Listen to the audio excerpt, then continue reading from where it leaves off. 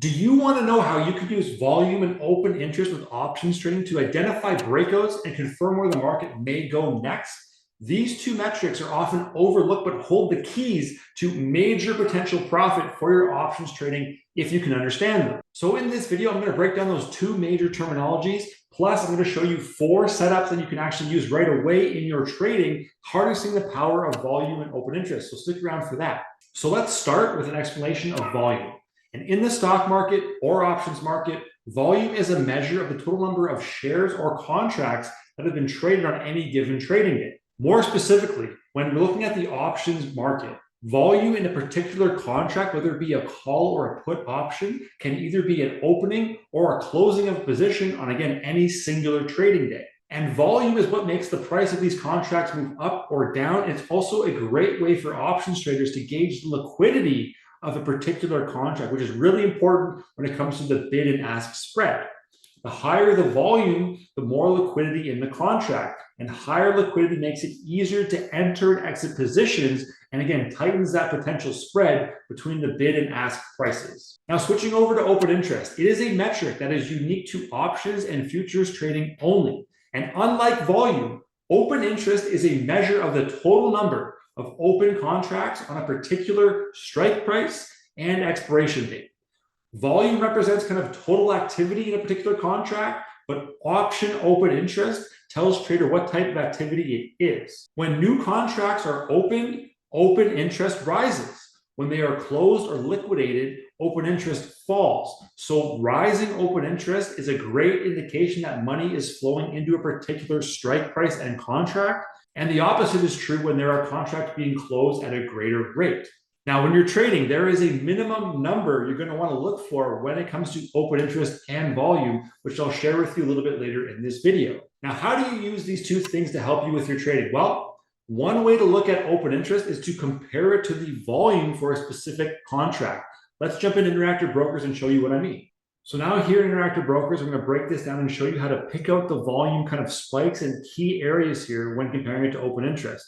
You've got open interest here on the put side, volume, open interest and volume on the call side, looking at the July 21st, 2023 expiration date for AMD. And there's two big areas here that pop out. Right here on the put side, you've got this right here, looking at the open interest and volume for the 112 put. You've got the strike there, and you've got an open interest of 1.6K or 1,600 positions, and you've got a volume on the last trading day of almost double that, meaning that this option at 112 was traded almost twice as much of the outstanding contracts currently in circulation. A big signal right there, and if the price declines with this happening as well, it could be an indication that the stock is likely to sell off to or around that level. That's how we can look at it on the downside. However, there's also an opportunity over here for potential profit running if AMD does start to tick up. We have this area over here where the options volume was 3.24K, which is above the open interest of 2.44. This is an outlier here as well, meaning that there is a heck of a lot of activity at the 117 strike. So to me, these two active levels, 117 to 112, this is where the majority of the trading is going to be at for the next couple of days. And this is the kind of the levels that I would expect AMD's stock price to trade between up until July 21st, 2023. If these numbers were to pivot and you see these kind of outliers creeping up in other areas here, maybe there's a big flash here at 120, you can see that there's already 30,000 outstanding trades on this strike price, and you've got 20,000 here on the open interest at 110. Those are additional key levels to look at when looking at open interest to see where the stock price may go between. Normally, when it gets timed expiration date, when it gets closer to July 21st, the areas here shown, the strike price with the highest amount of open interest, will likely battle it out to see where the stock is going to get pulled. And the closer that these kind of large areas are to the current stock price, the more likely it is that the stock price is going to kind of stay pinned to that level between 110 here and this 120 here. It's a big range right now, but it might tighten up as we get closer to this expiration date. The other thing that is very useful when looking at the options volume and option open interest is driving the liquidity. We talked about this again. We want to have certain key levels here when we're looking at liquidity. And when you have higher liquidity kind of areas here at that 21K, your bid ask spread is very, very tight. It's $3 right here. If you go look at an option down here at 1.6K, the spread is almost 8 cents, which affects your trading capabilities. If we push it over to the call side down here, you see an example of where the bid-ask spread gets nice and tight down here. 29K open interest, 1.9K of volume. Your bid-ask spread again is $2 down here. Lots of activity at this current spot.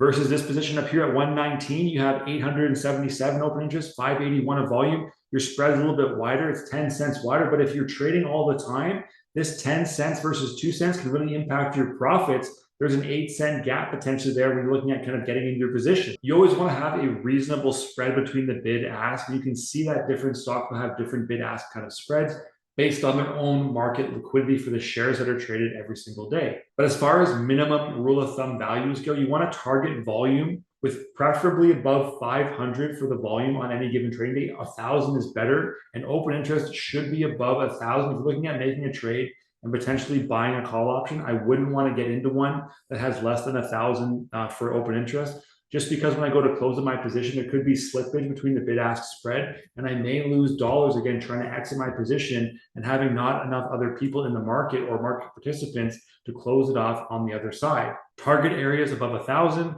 volume 500 or better, 1,000 is great, and then you'll be good to go and you get these trades executed in quicker amounts of time. Now you know a little bit more about how open interest and volume works with respect to options trading.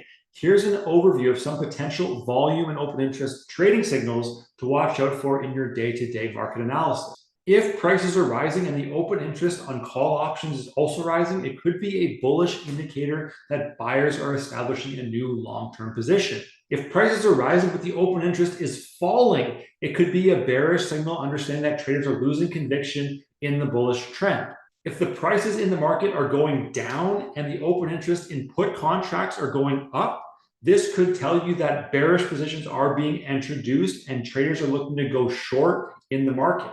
And if prices are falling overall and the open interest for put options is also going down, this means that people may be getting forced to liquidate their positions by margin calls, which could be a bearish short-term indicator, but serve as a longer-term pivot point for potential bullish movements very soon. Now, normally the hardest part of trading is confirming the direction the stock is going to move next. Now that you have more information how to do that with open interest and volume, the next biggest thing traders face is getting your account set up to actually show open interest and volume in your options chain. You can check out how to do this, plus a bunch of other super helpful tips for customizing your trading setup, all in Interactive Brokers. Check it out right now.